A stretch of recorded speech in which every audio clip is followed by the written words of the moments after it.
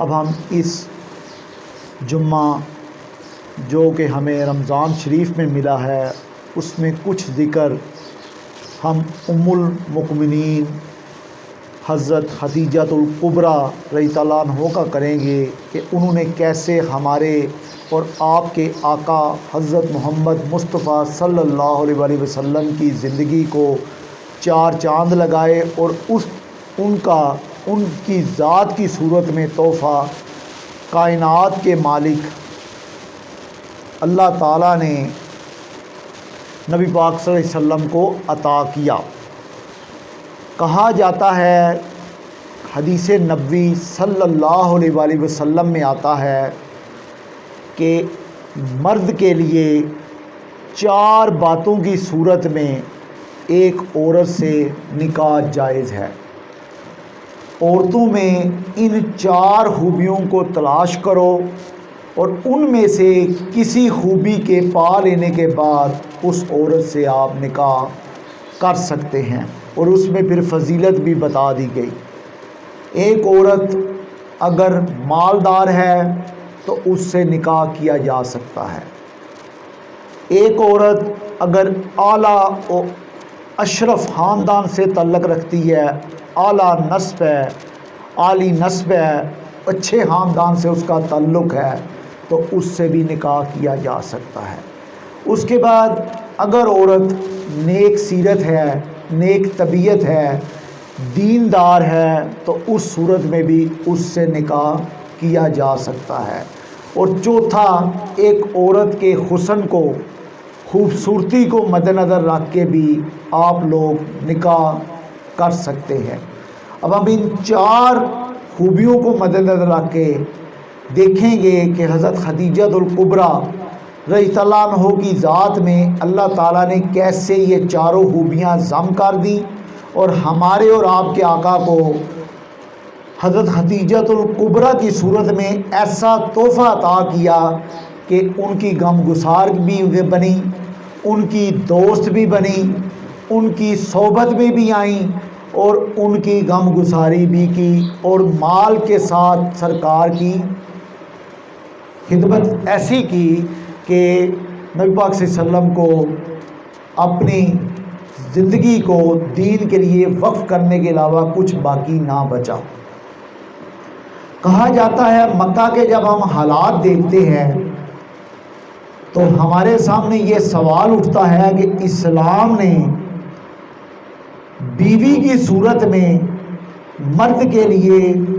کیا تحفہ بنایا ہے۔ بیوی ایمان کو کامل بنانے والی ہے۔ بیوی سے نکاح کر کے ہم اپنے ایمان کو پایا تکمیل تک پہنچا سکتے ہیں۔ جب ہم مکے کی فضا پہ توجہ کرتے ہیں، عام الفیل کا دور ہے، 25 سال بلکہ عام الفیل سے 15 سال پہلے مکہ میں ایک خوبصورت، نیک سیرت، نیک طبیعت بیٹی حویلد رضی اللہ عنہ اور فاطمہ بنت زہد رضی اللہ عنہ کے گھرانے میں اترتی ہے۔ اس عورت کا نام خدیجہ رکھا جاتا ہے۔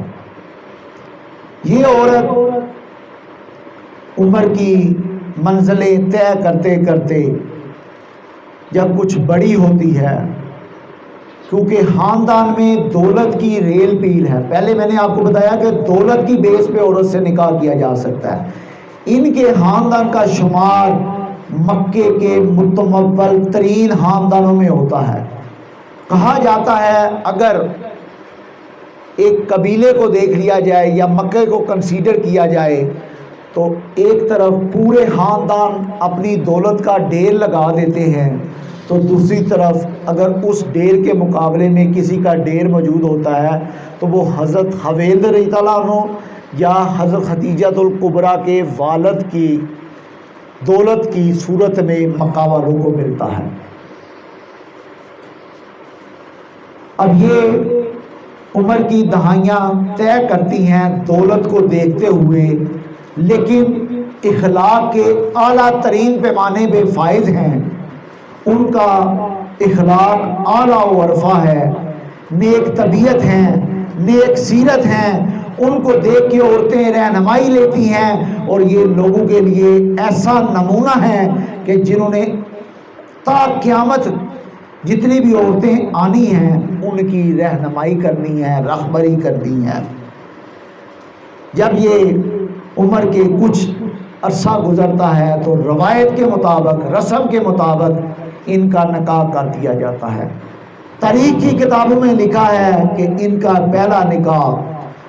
عتیق بن مخزومی رحمت اللہ علیہ کے ساتھ ہوتا ہے۔ ان سے ایک بیٹی جس کا نام تاریخ کی کتابوں میں ہند یا ہندا لکھا ہوا ہے، وہ حضرت خدیجہ کے بطن سے پیدا ہوتی ہے۔ کچھ عرصے بعد اس خاوند سے علیحدگی ہو جاتی ہے یا وہ خاوند انتقال کر جاتا ہے تو ان کو دوسرا خاوند حضرت ابی حالہ بن حارث رحمت اللہ علیہ کی صورت میں اللہ تعالیٰ کی ذات عطا کرتی ہے۔ اس زوجیت کے رشتے سے، اس پاک رشتے سے، دونوں روحوں کے ملنے سے اللہ تعالیٰ ان کو دو مزید اولادیں عطا فرماتا ہے۔ ایک کا نام ہند اور دوسرے کا نام ابی حالہ رکھا جاتا ہے۔ اب کچھ عرصہ گزرتا ہے، مکہ تاریکی میں ڈوبا ہوا ہے اور مکہ میں ایک جنگ چھڑ جاتی ہے جس کو جنگ فجار کہا جاتا ہے۔ اس جنگ میں حضرت خدیجہ الکبریٰ کے والد حفیظ رضی اللہ عنہ اور ان کے شوہر کا انتقال ہو جاتا ہے، وہ جنگ میں کام آ جاتے ہیں۔ تو اس کے بعد اب والد کا جو تمام کاروبار تھا وہ حضرت خدیجہ کی ذمہ داری میں آ جاتا ہے۔ کہا جاتا ہے کہ عورتوں کو کام نہیں کرنا چاہیے، لیکن جب ہم اپنی اور آپ کی ماں ام المؤمنین حضرت خدیجہ الکبریٰ کی زندگی کو پڑھتے ہیں تو ہمیں پتہ لگتا ہے کہ اس وقت بیرونی جو کام ہیں وہ سارے ایک عورت اخلاق کے پیمانے میں رہتے ہوئے اپنی عزت اور کردار کی حفاظت کرتے ہوئے خود سر انجام دیتی ہیں۔ ان کا تجارت کا مال مکہ سے باہر کبھی شام کی طرف جاتا ہے، کبھی جناب بحرین کی طرف سفر کرتا ہے، کبھی مدینہ کی حدود کو چھوتا ہے، تو وہ پھر جو جس کے ذمے یہ مال کو بیچنا ہوتا ہے اس کی وہ مزدوری بھی ادا کرتی ہیں۔ اب کرنا قدرت کا ایسا ہوتا ہے کہ اس دوران نبی پاک صلی اللہ علیہ وسلم کا ظہور ہو چکا ہے اور وہ عمر کے 25 سال مکہ کی وادی میں گزارتے ہیں، اور ان کے اخلاق و کردار کو دیکھتے ہوئے مکہ کے لوگ یہ گواہی دیتے ہیں کہ آقا دو جہاں حضرت محمد مصطفیٰ صلی اللہ علیہ وآلہ وسلم کی ذات میں صدق بھی اللہ تعالیٰ نے جمع کر دیا ہے اور ان کو راست باز بھی بنایا ہے، اور امانت کی بھی ضمانت وہ اچھی دیتے ہیں، اور مکے والے ان کو صادق اور امین کا لقب بھی عطا کیا ہوا ہے۔ مکے والے کہتے ہیں اس بندے کو دیکھ کے حق سچ کی گواہی لی جا سکتی ہے۔ اس وقت تک اسلام مذہب ابھی اترا نہیں، تو جب لوگوں سے سنتے سنتے ہمارے اور آپ کے آقا دو جہاں حضرت محمد مصطفیٰ صلی اللہ علیہ وسلم کی ذات کی گواہی ملتی ہے تو وہ اپنے غلام جس کا نام تاریخ کی کتابوں میں میسرہ لکھا ہوا ہے اس کے ذریعے وہ پیغام بیچتی ہیں نبی پاک صلی اللہ علیہ وسلم کو کہ جناب میرا مال تجارت آپ نے ملک شام لے کے جانا ہے، اگر میں لوگوں کو 100 روپیہ دیتی ہوں مزدوری تو آپ کو میں 200 روپیہ دوں گی، یعنی پہلے ہی مزدوری ڈبل 2 گنا طے پا جاتی ہے، اور 2 گنا طے پانے کا مقصد جسٹ نبی پاک صلی اللہ علیہ وسلم کا صادق اور امین ہونا، اور ان کے چہرے سے دیکھ کے چھلکتا ہے کہ یہ ایمان اور نیک طبیعت اور نیک روح اور نیک سیرت پہ فائز بندے ہیں اور ان کے اخلاق اس بات کی ترغیب دیتے ہیں کہ ان کا مال لے جانے والے جسم پاک صلی اللہ علیہ وسلم ہوں گے۔ ان کے ساتھ اپنا غلام میسرہ کو لگا دیتی ہے، مزدوری 2 گنا طے پا جاتی ہے۔ اب میسرہ کے ساتھ مال تجارت جاتا ہے۔ آپ کو میں نے پہلے عرض کی، مکہ میں اگر سارے تاجر اکٹھے ہو کے جتنی دولت کے مالک ہیں، حضرت خدیجہ اکیلی ان کے مقابلے میں اتنی دولت کی مالک ہے، متقول ترین، طاقتور ترین، دولت کے پیمانے پہ پورے اترنے والی عورت ہے، اور نبی پاک صلی اللہ علیہ وسلم ان کا مال تجارت لے کے جاتے ہیں۔ اپنے غلام میسرہ کو لگاتی ہے اور ان کو یہ تاکید کرتی ہے کہ آپ نے ان کے اخلاق نوٹ کرنے ہیں اور مجھے آ کے بتانا ہے کہ آپ نے اس بندے کے ساتھ معاملہ کیسا پایا۔ اب وہ مال تجارت لے کے جا رہے ہیں، راستے میں کچھ دریا سے یا کھالے سے یا کچھ بارش ہو جاتی ہے اور کچھ گلے میں پانی مکس ہو جاتا ہے۔ اب آپ کو میں نے کہہ تو دیا کہ یہ بندہ جو میرے اور آپ کے آقا دو جہاں حضرت محمد مصطفیٰ صلی اللہ علیہ وسلم ہونے والے ہیں، وہ صادق بھی ہیں، امین بھی ہیں، راست باز بھی ہیں، راست گو بھی ہیں اور اچھی بات کہنے والے ہیں۔ اب آپ اس وقت کی اپنے ذہن کے دریچوں میں جگہ بنائیے کہ وہ وقت اندھیروں میں ڈوبا ہوا ہے، مال تجارت جھوٹ بول کے بیچا جاتا ہے، گلے میں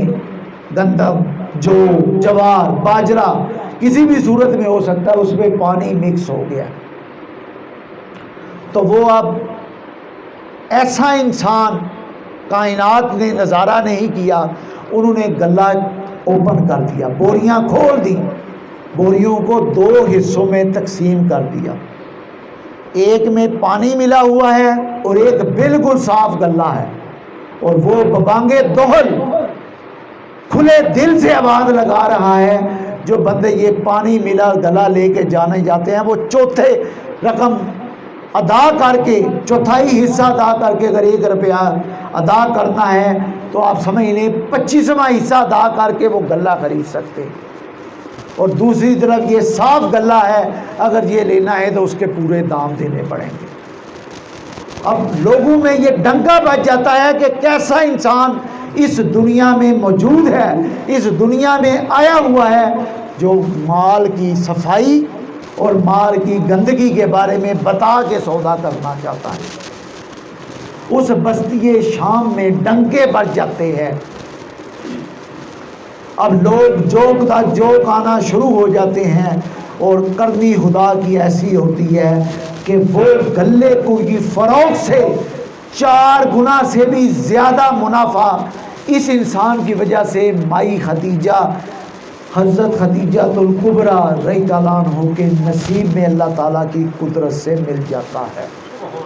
کہا جاتا ہے کہ القاسد حبیب اللہ، حلال روزی کمانے والا اللہ کا دوست ہے۔ جب آپ سچ بولتے ہیں، مدد خدا، قدرت آپ کے ساتھ شامل ہوتی ہے اور مال میں برکت ملتی ہے، تو منافع کیوں نہ ملتا۔ سچ بولیں، صدق کا سہارا لیں، اور جب مال 4 گنا بکتا ہے تو اس دوران مکہ میں ایک راہب جس کا نام تاریخ کی کتابوں میں نستورہ لکھا ہوا ہے، وہ ایک درخت کے نیچے ان کو آرام کرتے ہوئے دیکھتا ہے، تو اس کا میسرہ کے ساتھ جو حضرت خدیجہ کا غلام ہے اس کے ساتھ مکالمہ ہوتا ہے۔ اب مکالمہ کس کو کہا جاتا ہے؟ بات چیت ہوتی ہے۔ وہ ان سے پوچھتا ہے، اس درخت کے سائے میں جو بندہ صدق و راست گوئی کا پیمانہ نمونہ لیے ہوئے ہے، اس کے بارے میں کچھ میں آپ سے عرض کرنا چاہتا ہوں۔ وہ کہتا ہے کہ اس درخت میں حضرت عیسیٰ علیہ السلام کے بعد تاریخ کی کتابوں میں لکھا ہے، جو بندہ آرام کرے گا اس کے اوپر نبوت اترنی ہے، یہ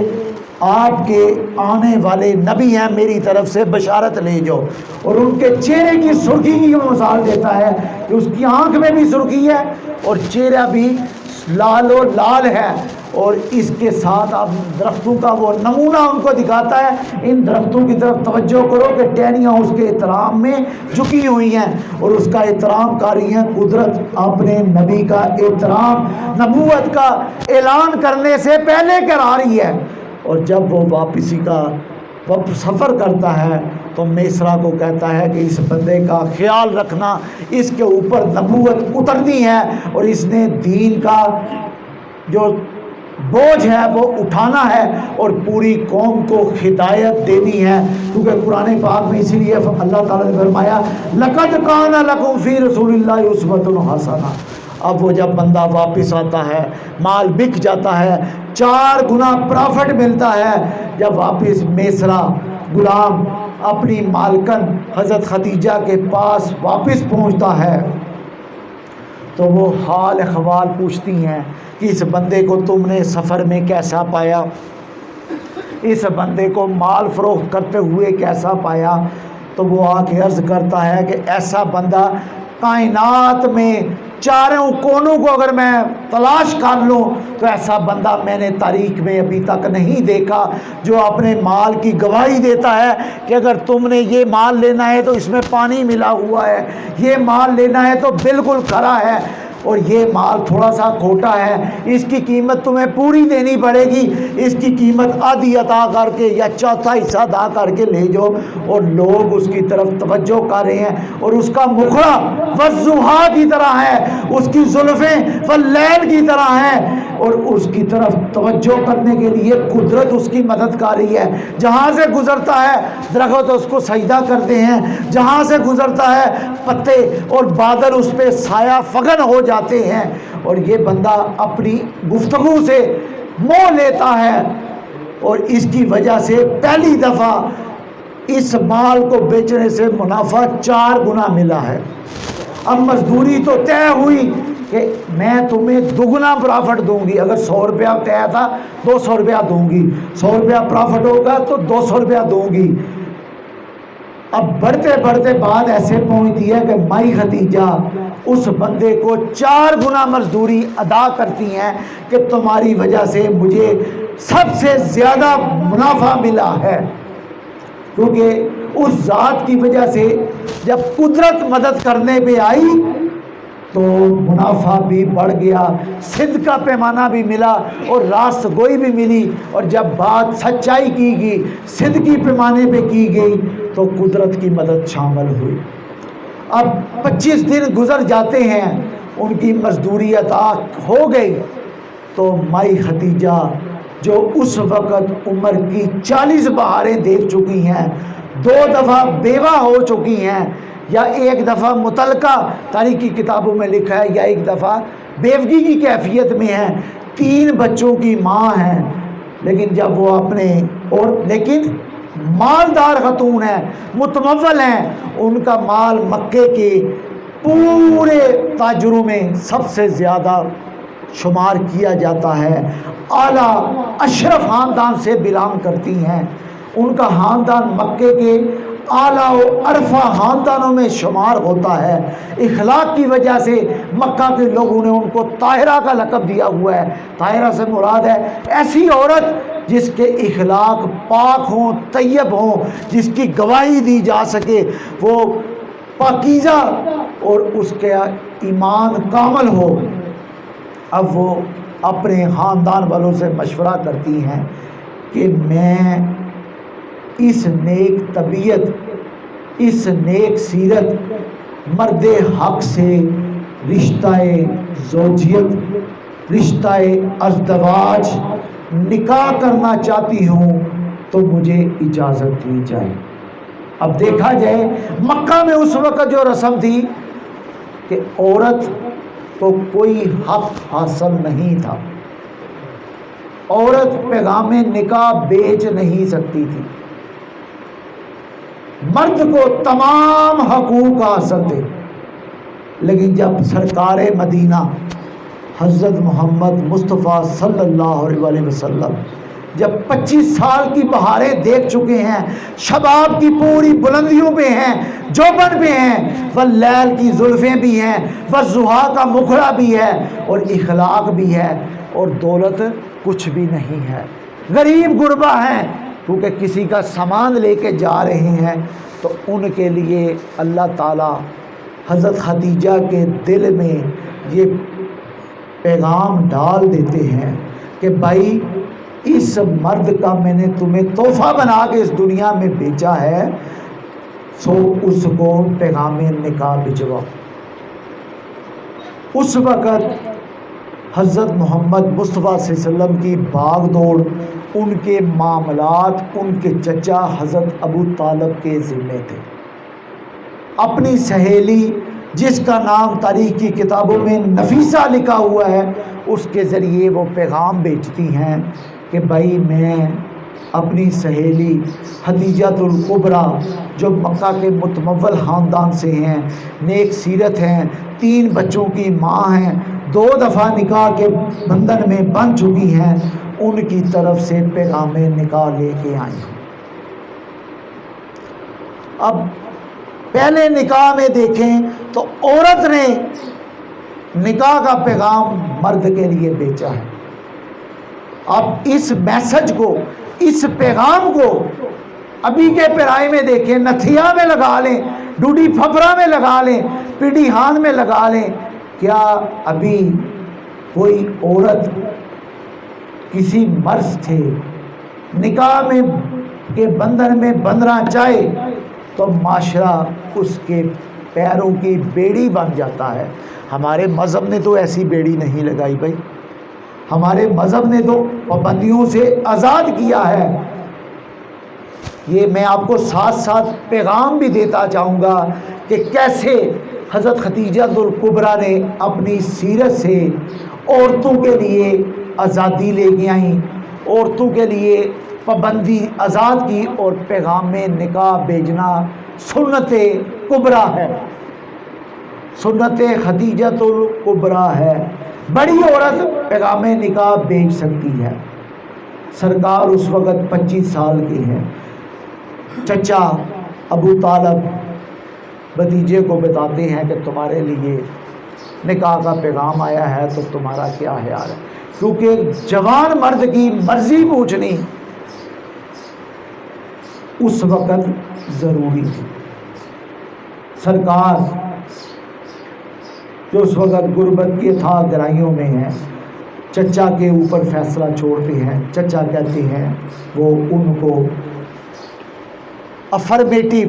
ہاں میں ایجاب و قبول کر کے ہاں میں جواب دیتے ہیں۔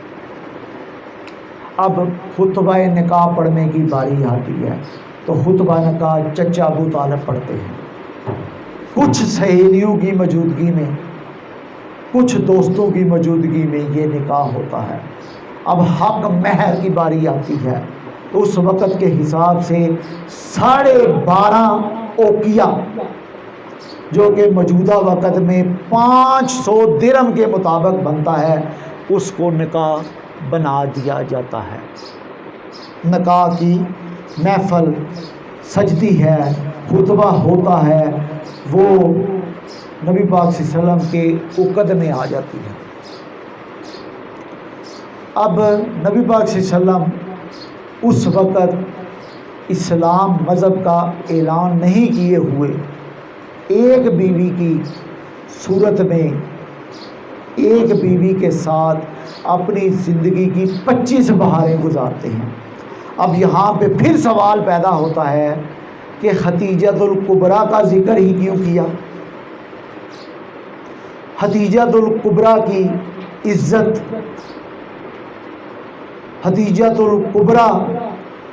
کو نبی پاک صلی اللہ علیہ وسلم کے عقد میں دینے کی وجہ، جب ہم قرآن پاک سے رجوع کرتے ہیں تو نبی پاک صلی اللہ علیہ وسلم شروع میں یتیم ہیں، مسکین ہیں، شفقت نہیں ملی، پیار نہیں ملا، محبت نہیں ملی۔ اب بڑی عمر کی عورت کے عقد میں آ جاتے ہیں تو بیوی کا پیار تو ملتا ہی ہے، بیوی ایمان کو تکمیل دیتی ہے، لیکن ساتھ ساتھ اس وقت جب ہم مکے کی کیفیت میں چلے جاتے ہیں تو بعض ماں اور بیٹے کی عمروں میں 8 سال کا، بعض میں 9 سال کا، بعض میں 13 سال کا، بعض میں 15 سال کا، ہم میں بھی ابھی کئی بزرگ ایسے بیٹھے ہیں جو پرانی پیڑھیوں کی باتیں کرتے ہیں کہ میرا اور میری ماں کا جو عمر کا گیپ تھا، عمر کا وقفہ تھا، وہ 13 سال تھا یا 10 سال تھا۔ یہ تو ابھی کو 25-26 سال کا گیپ بڑھا ہے نا کہ اولاد بڑی ہونے لگ پڑی ہے۔ تو اللہ نے ماں کی شفقت بھی نواز دی، بیوی کا پیار بھی سونپ دیا، اور غم گسار بھی بنا دیا، دوست بھی بنا دیا، اور ان کے ساتھ معاملات شریک کرنے والا بھی بنا دیا۔ اب جب نکاح کے بندھن میں بن جاتے ہیں، ولیمہ ہو جاتا ہے، تو مکہ کے متمول لوگوں کو، تاجروں کو بلا لیا جاتا ہے ایک محفل میں۔ وہاں پہ حضرت خدیجہ اپنی دولت کا ڈھیر لگا دیتی ہیں۔ کہا جاتا ہے کہ بیوی کا جو مال ہے وہ خاوند کا، اور خاوند کا جو مال ہے وہ بیوی کا، لیکن اس کی عملی تشبیہ، عملی تصویر حضرت خدیجہ الکبریٰ کی صورت میں ملتی ہے۔ وہ کہتے ہیں اتنا کی ڈھیر لگ جاتا ہے کہ 5 فٹ 6 انچ یا 5 فٹ 5 انچ کا انسان اس ڈھیر کے پیچھے چھپ جاتا ہے۔ نبی پاک صلی اللہ علیہ وسلم تشریف لاتے ہیں تو وہ اعلان کرتی ہیں، گواہ رہو مکہ کے تاجروں، آج کے بعد یہ سارا مال میرے خاوند آقا دو جہاں حضرت محمد مصطفیٰ صلی اللہ علیہ وسلم کو میں نے مل کیا، یہ جیسا چاہیں ویسا اس پہ صرف کریں، ویسا اس کو تصرف میں لائیں، ان پہ کوئی محاسبہ نہیں۔ اب جب دولت آ جاتی ہے، اسی گھرانے میں حضرت علی بھی پال رہے ہیں جو کامل ایمان ہیں، حضرت خدیجہ کے بطن سے صحبت ہوتی ہے۔ اللہ تعالیٰ نبی پاک صلی اللہ علیہ وسلم کی تمام اولادیں سوائے ابراہیم رضی اللہ عنہ کے ان کے بطن سے پیدا ہوتی ہیں، 6 اولادیں، 4 بیٹیاں 2 بیٹے۔ اور حضرت خدیجہ جب دنیا میں آتی ہیں نبی پاک صلی اللہ علیہ وسلم کی زوجیت میں ایسا پیار، ایسا مثالی پیار کہ کسی اور بیوی کی حاجت نہیں ہے۔ نبی پاک صلی اللہ علیہ وسلم کی وہ مرد جو ایک بیویوں کو اپنے عقد میں رکھتے ہیں، ان کے لیے مثالی نمونہ وہ 25 سالہ نبی پاک صلی اللہ علیہ وسلم کی زندگی ہے جو انہوں نے خدیجہ الکبریٰ کے ساتھ گزاری۔ اس دوران آپ کو میں بتاتا ہوں غار حرا کا سفر۔ نبی پاک صلی اللہ علیہ وسلم غار حرا پہ جاتے ہیں، وہ ناموس رسالت، وہ فرشتہ جس نے وحی کا پیغام لے کے آنا ہے، وہ جب سرکار مدینہ حضرت محمد مصطفیٰ صلی اللہ علیہ وسلم دیکھتے ہیں اس کو، تو دیکھ کے لرزہ طاری ہو جاتا ہے، شک صدر فرماتا ہے۔ شک صدر کس کو کہتے ہیں؟ پسلیوں کو بیچ کے دل کو صاف کیا جاتا ہے۔ تو نبی پاک صلی اللہ علیہ وسلم ڈر جاتے ہیں، 5 آیتیں پڑھائی جاتی ہیں، اقرا بسم ربک الذی خلق خلق الانسان من علق، اقرا وربک الاکرم الذی علم بالقلم علم الانسان ما لم یعلم۔ عبادت کر رہے ہیں، اکیلے ہیں، تنہا ہے، تو جب ڈر کے لرزہ کی کیفیت سے واپس آتے ہیں تو کہا جاتا ہے مرد پہ جب لرزہ طاری ہو تو بیوی کی جو کمپنی ہے، بیوی کی جو طبیعت ہے، بیوی کی جو آپ صحبت کرتے ہیں، بیوی کے ساتھ جو محفل کرتے ہیں، جو آپ بات چیت کرتے ہیں، جو غم گساری کرتے ہیں، وہ ہمیں خدیجہ الکبریٰ کی صورت میں نظر آتی ہے۔ وہ نبی پاک صلی اللہ علیہ وسلم کو اپنے آغوش میں لے لیتی ہیں، ان کو بتاتی ہیں کہ یہ جو ناموس رسالت، جو میں رسالت کا پیغام لے کے یہ کوئی اور نہیں، یہ فرشتہ حضرت جبریل امین ہے، تو آپ ڈرے نہ۔ وہ گواہی دی جاتی ہے کہ تم غریبوں کے حق میں سب سے اچھے ہو، مسکینوں کے والی ہو، یتیموں کے پیامبر ہو، اور بچوں پہ شفقت کرنے والے ہو، یہ قدرت تمہیں اکیلے نہیں چھوڑے گی۔ اب وہ جب ڈرے ہوتے ہیں، تھوڑی سی طبیعت بحال ہوتی ہے، تو ان کو اپنے کزن جو چچا زاد ہے جس کا نام ورقہ بن نوفل لکھا ہوا ہے تاریخی کتابوں میں، اس کے پاس لے جاتی ہیں۔ اب وہ ساری بات سنتا ہے آقا دو جہاں سے، تو کہتا ہے اے خدیجہ میری گواہی لے لو کہ تمہارے خاوند جن کا نام محمد، تاریخ کی کتابوں میں کسی جگہ پہ ان کا نام احمد لکھا ہوا ہے، یہ آخری نبی ہیں، ان کی قوم ان کو اس سے ہجرت کرنے پہ مجبور کر دے گی، لیکن میرے ایمان کی گواہی تم ابھی لے لو، اگر میں زندہ ہوا تو میں ان کی نبوت پہ ایمان لانے میں سب سے پہلے ہوگا۔ اب جب واپس آتی ہیں، گواہی مل جاتی، تسلی تشفی ہو جاتی، تو کہا جاتا ہے عورت کو اپنے مرد کی تائید اطاعت ایسے کرنی چاہیے کہ پوری دنیا پیچھے ہو جائے۔ تو اس کا نمونہ ہمیں پھر حضرت خدیجہ کی ذات سے ملتا ہے۔ یہ جو دین ہمارے دلوں میں اترا ہوا ہے، اس کا سب سے پہلا گواہ، سب سے پہلے کامل ایمان لانے والی مومن عورت حضرت خدیجہ الکبریٰ ہے، ان کے بعد پھر ابو بکر صدیق ہے، ان کے بعد پھر حضرت علی رضی اللہ عنہ ہے، ان کے بعد زید بن حارثہ ہیں۔ اس کا مطلب ہے جب بیگم نے ایمان کی گواہی دے دی، دولت بھی عطا کر دی، حسن بھی مکہ کی عورتوں میں سب سے اچھا ہے، اطاعت کرنے والی بھی ہیں اور نیک طبیعت بھی ہیں، خاندان بھی اعلیٰ ہے، تو دیکھا جائے تو جب حدیث میں یہ 4 خوبیاں گنائی گئی تو یہ چاروں خوبیاں نبی پاک صلی اللہ علیہ وسلم کی زوجہ محترمہ حضرت خدیجہ میں ضم کی گئی۔ اب ہم نے یہ جو سبق تھا حضرت خدیجہ الکبریٰ کا ذکر کیوں چھوڑا یا چھیڑا، اس کی وجہ یہ ہے کہ 2-3 دن پہلے جو 10 رمضان المبارک گزرا ہے، یہ خدیجہ الکبریٰ کا یوم وصال ہے۔ یہ وہ دن ہے جب نبی پاک صلی اللہ علیہ وسلم پہ سب سے زیادہ غم کی کیفیت اتری۔ ہم کہتے ہیں بیگم کے پیچھے چڑھنے والا رن مرید ہے، جبکہ ہمارے نبی آپ کے اور میرے آقا یہ کر کے دکھا رہے ہیں کہ بیگم کی تائید کرنے سے محمد بن جاتا ہے، بیگم کی تائید بننے سے احمد بن جاتا ہے، اور بیگم کی تائید کرنے والے آخری نبی ہمارے اور آپ کے آقا دو جہاں ہیں۔ وہ ایسی دلجوئی کرتے ہیں کہ بیگم کے مرنے کے 13 سال بعد نبی پاک صلی اللہ علیہ وسلم کو دنیا میں 13 سال ملے، وہ گائے بغائے خدیجہ کا ذکر چھیڑتے ہیں، اپنی عورتوں کے ساتھ چھیڑتے ہیں، کیونکہ خدیجہ کے جانے کے بعد دوسری عورتوں کے پاس جانے کی اجازت ملی، ان کو نکاح میں لینے کا میسج ملا۔ اب جب خدیجہ الکبریٰ رخصت فرماتی ہیں تو ان سے جانے والا سال عام الحزن قرار دیا جاتا ہے کہ نبی پاک صلی اللہ علیہ وسلم پہ سب سے باری ہے، کیونکہ میری غم گسار، میری گواہی دینے والی، مجھ پہ شفقت کا میسج کرنے والی اور میرے بچوں کی غم گسار، میرے بچوں کا معاملہ کرنے والی اس دنیا سے رخصت ہو گئی ہے۔ ایک اور پیغام دینا چاہتا ہوں، جب کہا جاتا ہے کہ بیگم دنیا سے رخصت ہوتی ہے تو اس کو اپنے ہاتھوں سے خاوند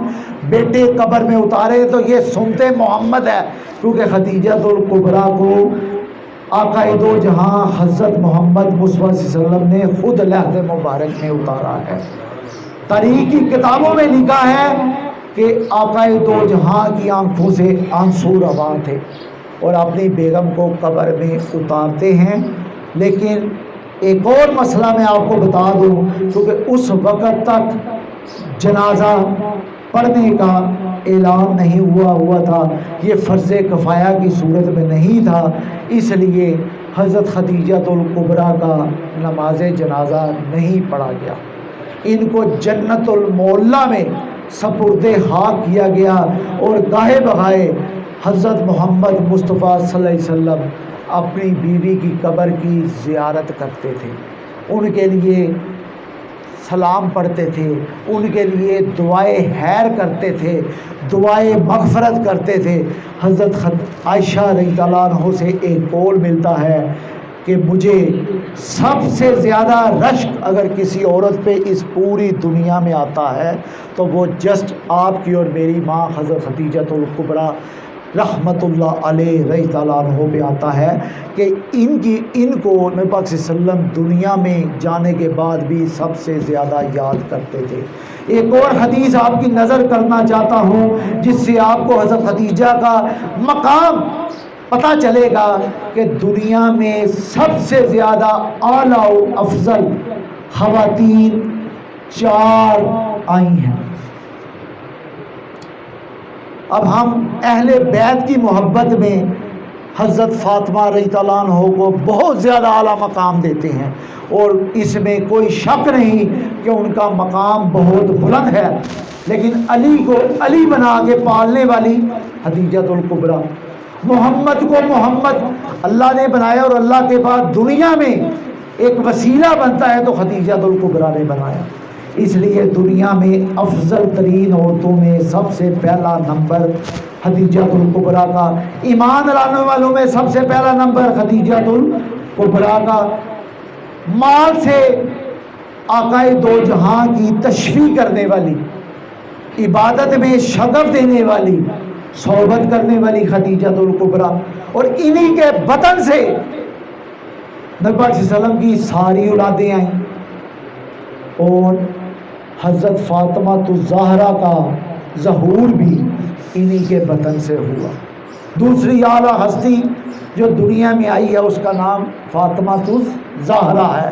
تیسری فرعون جس کا ہم لوگوں نے نام سنا ہے، اس کی بیوی حضرت آسیہ کو بھی تیسرے نمبر پہ فضیلت دے گی، اور چوتھے نمبر پہ حضرت مریم کا درجہ ملتا ہے کہ ان کا درجہ بہت بلند ہے، لیکن اولیت حضرت خدیجۃ الکبریٰ کو ملی۔ اب ان سے فضیلت کیا یا فیض کیا لیا جاتا ہے دیکھا جائے تو عورت نکاح کا پیغام بھیج دے تو وہ سنت خدیجہ ہے، عورت مال سے تشفیع کر دے اپنے خاوند کی پوری اس کو جائیداد میں وارث بنا دے تو وہ بھی سنت خدیجہ ہے، اور ان پہ سلامتی کا پیغام اللہ تعالیٰ کی طرف سے حضرت خدیجہ کئی دفعہ لے کے آئے، ان کے بستر میں کئی دفعہ وحی اتری ہے، یہ بہت زیادہ اعلیٰ فضیلت ہے۔ ایک دفعہ کہا جاتا ہے کہ حضرت خدیجۃ الکبریٰ نبی پاک صلی اللہ علیہ وسلم کے ساتھ بیٹھی ہیں، ایک ہی کمرے میں موجود ہیں، غربت بھی کاٹی ہے، اور غربت اپنے خاوند کے ساتھ اس طرح کاٹنا کہ اس کو احساس محرومی نہ دلانا، یہ بھی سنتے خدیجۃ الکبریٰ ہے۔ کہا جاتا ہے کہ محفل میں بیٹھی ہیں تو جبرائیل امین کا ظہور ہوتا ہے، تو جبرائیل امین آقائے دو جہاں کو صلی اللہ علیہ وآلہ وسلم کو یہ پیغام دیتے ہیں، اے آقائے دو جہاں، اس عورت جو آپ کی زوجہ ہے، جو آپ کی بیوی ہے، اس کو اللہ تعالیٰ جو کائنات کا خالق و مالک ہے، اول و ظاہر ہے، وہ سلامتی سلام بھیج رہا ہے، اور میری طرف سے بھی ان کو سلامتی ہو، اور آپ نے اپنی طرف سے بھی سلامتی کا میسج بھیجتا ہوں۔ یعنی اس کا مطلب ہے جو دین کو تکمیل کرنے والی عورت ہے ان کی اہمیت، ان کی فضیلت اللہ تعالیٰ بھی مانے ہوئے ہیں، اور اپنے پیغمبر کو بھی توجیہ دے رہے ہیں، ترویج کر رہے ہیں، ہدایت دے رہے ہیں کہ اس عورت کا احترام کرو۔ اور کہا جاتا ہے اسی محفل میں جبریل امین آقائے دو جہاں حضرت محمد مصطفیٰ صلی اللہ علیہ وسلم کے ذریعے خدیجۃ الکبریٰ کو پیغام دیتے ہیں کہ آپ جنتی ہیں، جنتی عورتوں میں شمار ہے آپ کا، اور اللہ تعالیٰ نے جنت میں سب سے بڑا موتیوں کا جو محل ہے وہ آپ کے نام کر دیا ہے، جس کے لال جواہر، جس میں آپ ہر وقت نبی پاک صلی اللہ علیہ وسلم کی کمپنی میں ہوں گی، صحبت میں ہوں گی، کیونکہ یہ جو آپ کی اور میری مائیں ہیں ان پہ کسی اور کے ساتھ نکاح حرام ہے، کیونکہ ماں کے ساتھ نکاح نہیں ہو سکتا، حرمت کا رشتہ ہے۔ اور یہ جو بیویاں ہیں نبی پاک صلی اللہ علیہ وسلم کی، انہوں نے غربت بھی کاٹی ہے، وہ نبی پاک صلی اللہ علیہ وسلم اتنے امیر تو انسان نہیں تھے دنیا میں، لیکن ان لوگوں نے، ان عورتوں نے دین کی بھی خدمت کی اور نبی کو بھی پورا طاقت میں رکھا ہے۔ اور کہا جاتا ہے کہ نبی پاک صلی اللہ علیہ وسلم جب اس دنیا سے گئے ہیں تو آخری جو ان کو کمپنی ملی ہے وہ آپ کی اور میری ماں حضرت خدیجہ، حضرت عائشہ رضی اللہ عنہ جن کو صدیقہ بھی کہا جاتا ہے، ان کی صورت میں ملی ہے۔ یعنی آخری وقت بیوی ہی خدمت کرتی ہے، پانی کی پٹیاں کرتی ہیں، کچھ پڑھائی کرتی ہیں، اور انہی کے حجرے میں نبی پاک صلی اللہ علیہ وسلم کو دفنا دیا جاتا ہے۔ ٹھیک ہے، تو یہ جو نبی پاک صلی اللہ علیہ وسلم کے ساتھ خدیجۃ الکبریٰ کا ذکر تا قیامت لنک ہو گیا ہے، اور ہم ان کا ذکر کر کے اپنی زندگیوں میں برکت لا سکتے ہیں، اپنے روزے کی کیفیت میں ان کے لیے دعائے مغفرت کر کے اپنے ایمان کی بلندی کر سکتے ہیں۔ تو خدیجۃ الکبریٰ رضی اللہ عنہ کو ذکر کرنے سے ایمان کی حلاوت پاتے ہیں، ایمان کو تقویت ملتی ہے، اور دین بھی سلامت ہو جاتا ہے، دین بھی کامل ہو جاتا ہے، کیونکہ نبی پاک صلی اللہ علیہ وسلم دین کی کامل اسلام کے ساتھ جو لنک بنتا ہے اسلام اور ذمہ دار والدین کا، اس کو سمجھتے ہوئے دین و سنت، قرآن و سنت سے ہدایت پاتے ہوئے اس میسج کو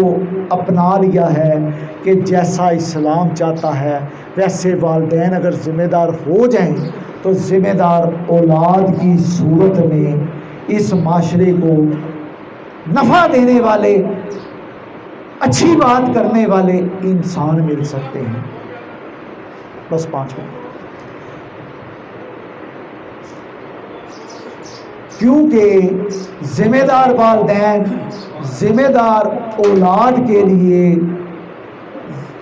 ذمہ دار والدین ذمہ دار اولاد کے لیے باعث رحمت بھی ہیں اور راستے کا تعین کرنے والے بھی ہیں۔ والدین کے اوپر اولاد کی ذمہ داری عائد کی گئی ہے، اس لیے ہمیں اپنے خاندان کی جو ترویج ہے، جو خاندان کو بنانے کا فعل ہے، جب ہم نبی پاک صلی اللہ علیہ وسلم کی ذات سے بھی لے کے چلتے ہیں تو یہی صورت ملتی ہے کہ ہمیں خاندان قرآن و سنت کی تعلیمات کو مد نظر رکھ کے اس کو پروان چلانا چاہیے، جس میں دین بھی ملے، سنت بھی ملے، تعلیم و صحت کی حکمرانی بھی ہو، اور بچہ معاشرے کے لیے اچھا پیغام لے کے بھی آئے۔ اور اگر اچھی اولاد ملے گی، اگر اچھی اولاد ملے گی تو پھر ہمیں معاشرے میں جس کے لیے والدین کو پوچھا جائے گا، رعیت کا سوال ہوگا، تو پھر ہم آقا کے جہاں بری ہو سکیں گے۔ تو یہی میرا پیغام تھا کہ اپنے خاندان کو قرآن و سنت کے مطابق رعیت کو سمجھتے ہوئے پروان چڑھائیں، تاکہ اگلے جہاں ہمارے سے جو سوال ہونا ہے، بلکہ اس دنیا میں بھی سوال ہوتا ہے۔ اچھی اولاد آپ کے لیے اچھا میسج لے کے آتی ہے، اور بری اولاد آپ کے لیے برا پیغام بن جاتی ہے۔ ایسی اولاد سے عبرت ملتی ہے، اچھے بندے سے خوشبو ملتی ہے، اور اس کا رہتی زندگی تک نام بنتا ہے۔ جیسے آپ ان گلیوں میں چلیں تو کسی گلی میں اگر کسی کا نام لکھ دیا گیا ہے تو رات تا قیامت تک اس کا نام یاد رہے گا۔ اس لیے میرا یہی پیغام ہے، خیر الناس من ینفع الناس، بہترین انسان وہ ہے جو لوگوں کو نفع پہنچانے والا ہے۔ تو آخر میں میری